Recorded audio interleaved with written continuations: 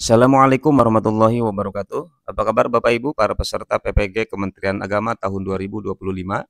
Jumpa kembali di channel Kang Safar. Di video kali ini kembali saya akan berbagi tips ya buat Bapak Ibu yang saat ini sedang mempersiapkan diri untuk menghadapi uji pengetahuan atau UP PPG Kemenak tahun 2025 yang akan dilaksanakan pada tanggal 17 hingga 19 Mei 2025. Nah, Bapak Ibu, selain, menganalisis, membedah kisi-kisi, kemudian berlatih, soal-soal, kemudian membahasnya, penting juga buat Bapak Ibu untuk, mengetahui ya, tips ataupun triks mudah dan praktis di dalam mengerjakan soal-soal PCK. Karena, soal PCK ini jumlahnya cukup lumayan banyak Bapak Ibu, 50 soal ya, 50 soal dan harus dikerjakan dan harus selesai dalam waktu, 120 menit ya, 120 menit atau 2 jam, itu pun plus dengan, 10 soal SJT gitu ya. Jadi 60 soal harus selesai dalam waktu 2 jam. Nah, PCK ini kan porsinya paling banyak Bapak Ibu ya, 90% lah gitu ya, karena dari 60, 50-nya itu adalah soal-soal PCK atau soal pedagogical content knowledge. Nah, seperti apa tips mudah dan praktisnya Bapak Ibu? Mari kita sama-sama, simak videonya Bapak Ibu sampai selesai. Nah, yang pertama Bapak Ibu, mesti paham dulu ya, kita mesti memahami dulu apa itu PCK, ya. Kita sering, apa namanya, menyebut PCK, khawatir gitu ya, atau barangkali belum paham PCK itu apa. Nah, PCK itu adalah salah satu jenis tes yang nanti akan digunakan di dalam, UP ya, PPG Kemenak tahun ini. Nah, PCK itu adalah kepanjangan dari Pedagogical Content Knowledge Bapak Ibu ya. Nah, apa itu Pedagogical Content Knowledge? Jadi, tes PCK ini menggabungkan pengetahuan materi Bapak Ibu. Nah, konten ini ya, konten ini adalah materi materi ya, dan strategi mengajar, pedagogik. Nah, strategi mengajar. Jadi gabungan dari, apa namanya, pengetahuan materi dan strategi mengajar. Nah, sebagai contoh di sini, tidak cukup tahu bahwa bilangan prima adalah bilangan yang hanya punya 2 faktor, tetapi juga tahu bagaimana cara menjelaskannya kepada siswa SD atau SMP atau SMA misalnya, dengan cara yang mudah dipahami. Jadi lebih kepada, cara bagaimana untuk menyampaikan materi tersebut. Jadi materinya tetap apa namanya, disebut Bapak Ibu ya. Misalkan kalau materi PAI misalnya, tentang, sholat gitu ya, atau tentang kalau berbicara fikih tentang sholat, tentang, tata cara bersuci dan sebagainya. Jadi materinya, kontennya tetap ada, tetapi penekanannya lebih kepada pedagogik atau cara, ataupun strategi ya, atau metode, ataupun pendekatan dan lain sebagainya. Nah itu. Itu di PCK ya Bapak Ibu.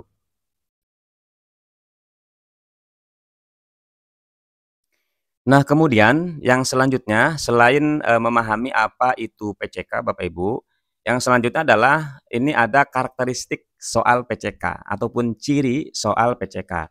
Nah, jadi soal PCK itu yang pertama cirinya adalah kontekstual dan berbasis kelas gitu Bapak Ibu ya. Biasanya lebih, apa namanya, menyuguhkan kasus-kasus yang terjadi saat ini, yang biasa Bapak Ibu temui dalam kegiatan belajar mengajar gitu Bapak Ibu ya. Jadi kontekstual dan juga berbasis kelas. Lalu mengandung skenario guru dan juga siswa. Jadi ya ada skenarionya biasanya di apa, di soalnya itu. Lalu butuh pemahaman materi dan juga strategi. Nah, ini 2 hal ini Bapak Ibu. Di PCK ini, kita mesti memahami materinya paham, kemudian strateginya juga paham. Karena ketika kita akan menentukan strategi ataupun metode metode, ini kan mesti juga, disesuaikan dengan materi yang akan diajarkan begitu Bapak Ibu ya. Selanjutnya untuk contoh soal nih misalnya ya, seorang guru mengajar operasi bilangan pecahan, misal nih Bapak Ibu ya. Nah, siswa sering salah saat menyamakan penyebut. Nah, strategi manakah yang paling tepat digunakan? Nah, begini kira-kira, apa namanya, contoh soal PCK. Dan tentu Bapak Ibu juga sudah punya gambaran. Nah, kalau untuk contoh soal ya Bapak Ibu, sudah banyak melihat mungkin, ataupun menyimak di video-video YouTube ataupun di web-web lainnya begitu ya, terkait dengan contoh soal dan juga pembahasan soal-soal PCK. Nah, ini adalah 3 cirinya seperti ini Bapak Ibu ya, ciri soal PCK. Kemudian selanjutnya, nah ini tantangan umum pada soal PCK. Nah, biasanya soal PCK itu soalnya panjang karena memunculkan ataupun mendeskripsikan kasus ya Bapak Ibu, karena berbentuk studi kasus. Nah ini, kalau studi kasus itu biasanya kan tidak dituliskan 1 atau 2 baris, bisa lebih dari itu, 3 baris, 4 baris gitu ya. Jadi soalnya panjang-panjang kalau PCK. Nah, kemudian opsi jawabannya ini biasanya mirip-mirip ya. Semuanya berbicara strategi, semuanya berbicara cara, tetapi ya itu tadi kembali ke cara kita untuk menerapkan strategi ataupun metode mana yang paling tepat gitu Bapak. Jadi mirip-mirip nih ini ya opsi jawabannya. Sehingga nah butuh pemahaman mendalam bukan sekedar hafalan. Jadi tidak untuk dihafal nih. Untuk di soal PCK ini kita tidak hanya cukup menghafal tapi harus benar-benar paham Bapak Ibu. Karena yang ditanya ini bukan pengertian ya. Misalkan ditanya PCK itu apa gitu kan. Nah, jadi bukan ditanya soal itu. Yang ditanya apa? Yang diminta itu bukan menjelaskan materinya tetapi menjelaskan caranya ataupun strateginya seperti apa nih, metodenya seperti apa. Nah, sebagai contoh di sini. Nah, soal meminta respon guru terhadap siswa yang belum paham konsep. Jadi bukan hanya definisi konsepnya. Gitu. Jadi kita sebagai guru nih di soal itu Bapak Ibu diminta untuk merespon kasus ataupun situasi yang tergambar di soal tersebut gitu ya. Jadi bukan soal definisi ataupun pengertian ataupun macam-macamnya, tetapi lebih kepada cara bagaimana untuk untuk memahamkan siswa gitu ya terhadap materi tersebut. Kira-kira seperti itu. Nah, ini tantangan umumnya Bapak Ibu ya. Jadi soalnya panjang dan juga berbentuk studi kasus, lalu opsi jawabannya juga mirip-mirip ya. Nah, kemudian butuh pemahaman mendalam. Jadi bukan sekedar hafalan gitu Bapak Ibu. Nah, makanya ketika Bapak Ibu melihat video-video di YouTube misalnya yang membahas atau mencontohkan soal-soal, Bapak Ibu jangan fokus ke jawabannya gitu ya. Jangan fokus ke jawabannya tetapi alasan kenapa jawaban itu yang tepat gitu. Kenapa jawaban itu yang dipilih. Nah itu, jadi alasan itu yang mesti Bapak Ibu pahami. Karena nanti kan konteks soalnya berbeda dengan yang dicontohkan begitu. Jadi kalau Bapak Ibu sudah paham, maka diberikan soal dengan jenis apapun, insya Allah bisa gitu Bapak Ibu ya. Nah baik kita lanjut ke tips praktis pertama. Nah ini tips pertama Bapak Ibu ya. Tips yang pertamanya apa? Baca skenario secara menyeluruh. Nah Bapak Ibu mesti membaca dulu ya skenario yang ada pada soal tersebut. Jadi jangan langsung ke jawaban. Karena tadi soal PCK ini kan soal studi kasus Bapak Ibu ya. Jadi harus tahu dulu untuk kasusnya. Jadi fokus kepada konteks, siapa, kemudian kelas berapa, materinya apa, dan seterusnya. Pendekatan yang dimintakan biasanya pendekatan nih, strategi. Nah itu, jadi mesti dipahami dulu konteksnya seperti apa. Nah, sebagai contoh misalnya, skenarionya nih begini, menyebut siswa kelas 2 SD. Ini masalahnya nih, kesulitan memahami konsep waktu maksudnya, baik itu pagi, siang maupun malam. Nah, maka pendekatannya itu harus konkret dan visual gitu ya. Jadi bukan yang abstrak. Nah, jadi ketika kita sudah memahami konteks soal gitu ya, Bapak Ibu, materinya apa, kelas berapa, siapa dan seterusnya, maka akan memudahkan kita di dalam menentukan opsi jawaban yang benarnya gitu Bapak Ibu. Baik, kita lanjut ke tips yang kedua. Nah ini, tips yang keduanya adalah gunakan pendekatan ilmiah. Nah, seperti apa maksudnya? Pilih pendekatan pembelajaran yang sesuai dengan konteks yang ada pada skenario soal, ya, sesuai konteks itu Bapak Ibu. Jadi soal PCK itu sering menuntut kita tidak hanya tahu metode, tetapi kapan dan mengapa metode itu, strategi itu atau pendekatan itu digunakan begitu. Nah, beberapa pendekatan Bapak Ibu ya, sesuai dengan indikator yang ada pada kisi-kisi UP ya atau uji pengetahuan. Ini diantaranya ini. Jadi kalau Bapak Ibu mengecek satu persatu tuh, di bagian indikator khususnya, karena indikator itu, satu indikator kan satu soal. Dicek dari indikator 1 sampai indikator 50, itu pasti ada, baik pelajaran apapun nih Bapak Ibu ya, bidang studi apapun yang pokoknya yang di bawah Kemenak aja ya, bukan hanya PAI, ini pasti ada pendekatan-pendekatan yang, saya contohkan ini. Ada PBL-nya gitu ya, problem based learning, ada PJBL, project based learning, kemudian ada DL. DL itu apa? Deep learning, ada DBL, diferensiasi based learning, ada bimbingan konseling, ada ABK dan lain sebagainya. Nah, kemudian ada adaptif, ada istilah adaptif, ada apa tuh? Ada gotong royong, ada kolaborasi, lalu ada apa lagi tuh Bapak Ibu ya? Akomodatif dan lain sebagainya. Nah, istilah-istilah itu yang mesti Bapak Ibu, apa namanya, dipahami gitu ya. Bahkan bila perlu, Bapak Ibu cari dari berbagai referensi, ciri ataupun kata kunci dari kata-kata itu. Misalkan di sini ada PBL, kata kuncinya apa? PJBL, DL, DBL, bimbingan konseling. Jadi mesti tahu kata kuncinya, sehingga ketika misalnya di soal mengarah ke sana, ada kata kunci itu berarti kita cari opsi jawaban yang juga, memiliki kata kunci yang sama gitu Bapak Ibu ya. Nah, kita lihat nih lanjutan dari tips yang kedua ini. Nah, ini ada tips tambahannya untuk yang kedua, terkait dengan pendekatan ya.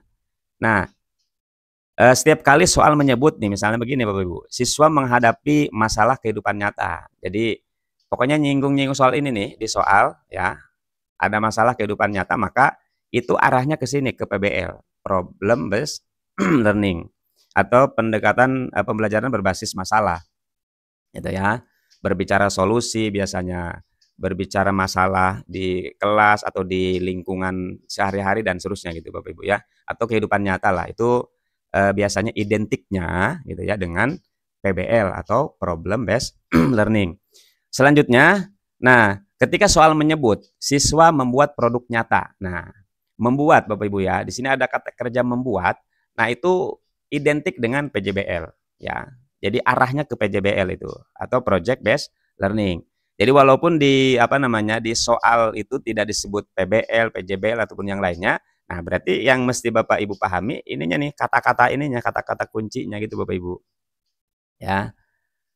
Kalau PJBL itu biasanya ya ada kata-kata proyek, ada kata-kata membuat, kemudian merangkai, apa tuh, yang kemudian ada hasil karya lah kira-kira ya, membuat karya dan seterusnya, itu PJBL.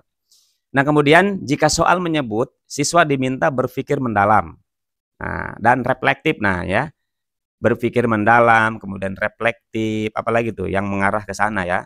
Nah itu identiknya dengan DL. DL itu adalah deep learning atau pembelajaran mendalam. Itu. Nah, selanjutnya ketika soal menyebut kelas heterogen secara kemampuan atau secara latar belakang. Heterogen itu macam-macam Bapak Ibu ya, atau berbeda-beda gitu. Berbeda kemampuan, berbeda latar belakang, berbeda apa misalnya latar belakang sosialnya, ekonominya dan lain sebagainya. Nah, maka itu identik dengan DBL. Diferensiasi based learning gitu ya Bapak Ibu ya. Pendekatan diferensiasi. Jadi berbasis perbedaan individu ini Bapak Ibu ya. Kalau bahasa lainnya selain DBL.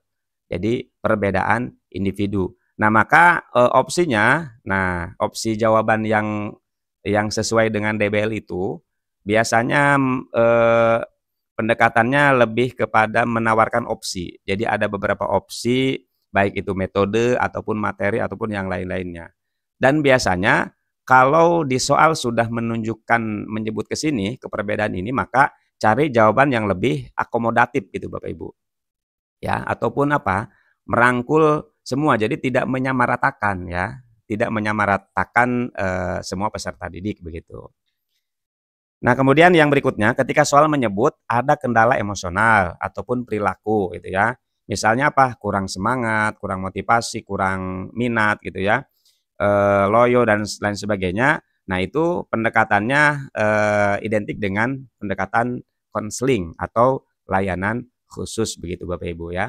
Nah, ini diantaranya beberapa ciri ya, ciri-ciri soal yang kemudian mengarah ke salah satu pendekatan ya, begitu PPL misalnya atau PJBL, DL, DBL, kemudian ada konseling dan sebagainya. Ya, Bapak Ibu. Jadi ini yang mesti dipahaminya. Jadi ketika memang ini sudah paham, kita sudah benar-benar paham ciri dari PBL, kata kuncinya apa saja gitu ya. Kemudian PJBL juga sama, kata kuncinya apa saja, DL juga sama. Maka ini akan memudahkan Bapak Ibu di dalam menentukan opsi jawaban yang benar ataupun yang sesuai begitu Bapak Ibu. Oke, kita lanjut ke tips yang ketiga. Nah, tips yang ketiganya adalah kenali profil siswa. Nah, Bapak Ibu, eee, Bapak Ibu mesti ini, apa namanya, menyesuaikan strategi dengan karakter siswa ya. Sebetulnya di awal juga sudah kalau di awal, strateginya menyesuaikan materi Bapak Ibu ya. Nah, kalau di sini, tips yang ketiga ini, kita mesti mengenali profil siswa, mengenali ataupun memahami karakter siswa ataupun peserta didik. Sehingga, itu akan berpengaruh gitu ya di dalam menentukan strategi ataupun pendekatan. Jadi mesti dipahami, dikenali nih profil siswa yang ada pada konteks soal. Misalnya begini, jika soal menyebut begini, siswa mengalami hambatan belajar membaca. Ya, maka gunakan pendekatan diferensiasi ya, diferensiasi atau strategi khusus seperti media bergambar ataupun multisensori. Kalau ini lebih dicontohkan ke medianya Bapak Ibu ya, ke medianya. Tapi jarang ya hingga ke media itu biasanya sih kalau melihat konteks indikator begitu ya, lebih ke pendekatannya lebih ke pendekatan saja, lebih ke strategi saja, lebih kepada metode saja begitu Bapak Ibu ya. Jadi ini adalah tips yang ketiga. Kemudian kita lanjut ke tips yang keempat. Nah, tips yang keempat ini adalah fokus pada tujuan pembelajaran. Nah, Bapak Ibu, mesti dicek tujuan nih ya, tujuan di soalnya itu apa? Apakah menghafal, memahami, menganalisis, atau mencipta ya, sesuai dengan level kognitifnya gitu ya. Menghafal, memahami, menganalisis, mencipta. Ini juga mesti mesti dipahami. Bahkan Bapak Ibu mesti memahami beberapa kata kerja yang sejalan dengan ini. Eee, C mulainya kan dari C3 Bapak Ibu ya, C3 sampai C6 tuh, level kognitif pada soal-soal UP nanti. Nah, ini sebagai contoh, jika tujuan pembelajaran adalah siswa dapat membuat model rantai makanan, membuat, kata kerjanya membuat. Membuat itu berarti C6 Bapak Ibu di sini nih, mencipta ya. Maka pembelajarannya itu harus kreatif. Ya, karena membuat itu kan harus kreatif. Kalau menulis, kalau itu kan biasa saja kalau menulis Bapak Ibu ya, tidak membutuhkan kreativitas yang tinggi. Kalau membuat, ya kalau di soal ini, disinggung soal ini, membuat dan sebagainya, nah maka ini kan apa namanya, relevannya dengan ini, mencipta. Harus kreatif misalnya. Nah, maka pendekatannya ya PJBL gitu ya, Project Based Learning. Jadi bukan ceramah gitu Bapak Ibu. Nah, maka mesti diperhatikan nih metode-metode di opsi ya Bapak Ibu, mesti diperhatikan. Kalau di soalnya ini tujuan pembelajaran misalkan supaya siswa bisa membuat model rantai makanan. Nah, maka hindari nih kayak ceramah gitu ya. Ini metode-metode yang konvensional, yang tradisional, yang tidak cocok dengan C6 Bapak Ibu ya. Nggak masuk ke C6 nih metode ini. Apalagi ke pendekatan PJBL. Baik, kita lanjut ke tips yang kelima.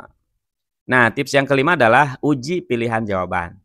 Nah, di dalam menentukan opsi jawaban Bapak Ibu bisa menggunakan teknik eliminasi ya, teknik eliminasi atau menghapus, mencoret jawaban yang sekiranya sudah nampak, sudah jelas-jelas tidak sesuai gitu ya, tidak sesuai dengan konteks ya.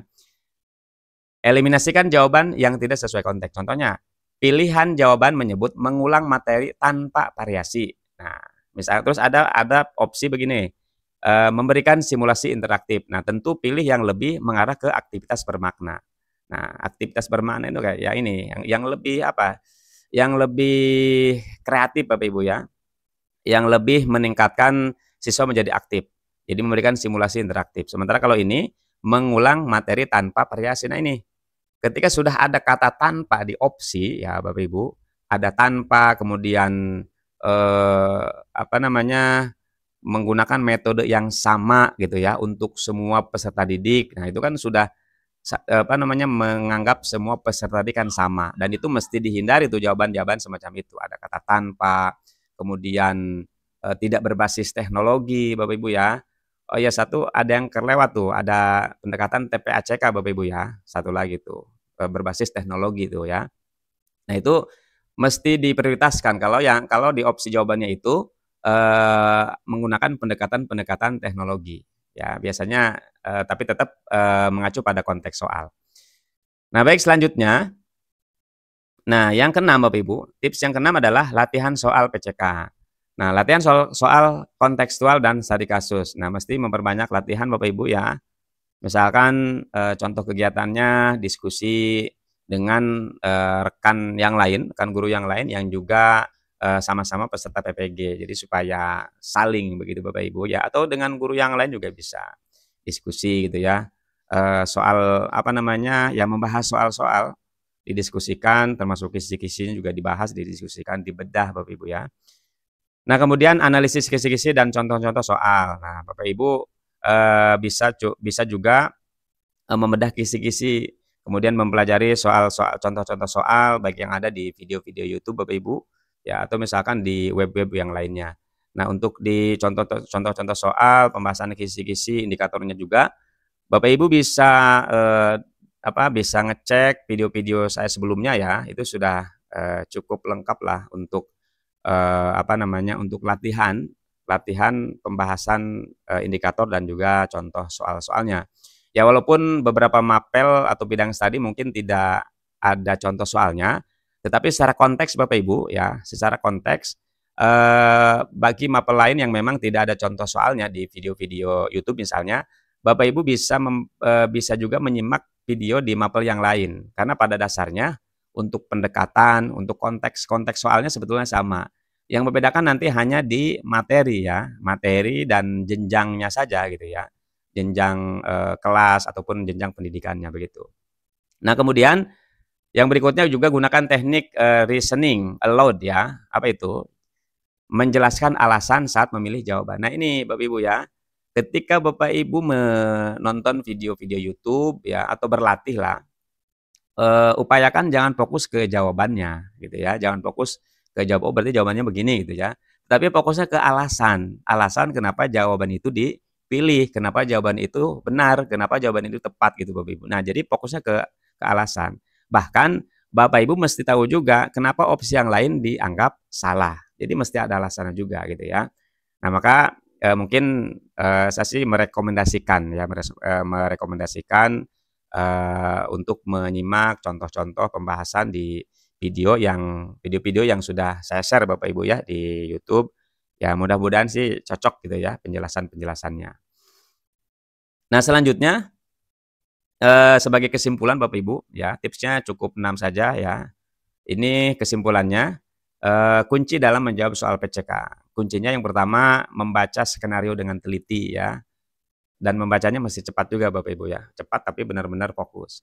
Membaca skenario dengan teliti, kemudian memahami karakteristik siswa, sesuai dengan konteks soal, lalu, sesuaikan strategi dengan tujuan Bapak Ibu ya, strategi disesuaikan dengan tujuan, lalu pilih pendekatan pembelajaran yang sesuai juga, selanjutnya latihan dan diskusi soal yang kontekstual, karena, mesti Bapak Ibu ketahui bahwa PCK itu ya, pedagogical content knowledge itu bukan hanya tentang apa yang diajarkan, tetapi bagaimana cara Bapak Ibu ya, bagaimana cara terbaik untuk menyampaikannya kepada siswa sesuai dengan kondisi mereka gitu ya. Jadi bukan hanya apa yang diajarkan tetapi lebih kepada cara gitu ya, lebih kepada metode, lebih kepada strategi, pendekatan dan lain-lainnya lah kira-kira ya. Itu, PCK, soal-soal, jenis PCK. Jadi lebih kepada cara, gitu Bapak Ibu ya. Nah itu Bapak Ibu, tips mudah dan praktis di dalam mengerjakan soal-soal PCK, pedagogical content knowledge ya pada uji pengetahuan UP PPG Kemenak tahun 2025. Mudah-mudahan tips dan triks ini ya, tips mudah dan praktis ini benar-benar bisa membantu Bapak Ibu di dalam mengerjakan soal-soal UP nanti ya Bapak Ibu. Semoga diberikan kelancaran dalam pelaksanaannya dan tentu mendapatkan hasil yang maksimal sesuai dengan apa yang diharapkan dan insya Allah yakin lulus PPG tahun 2025 ini.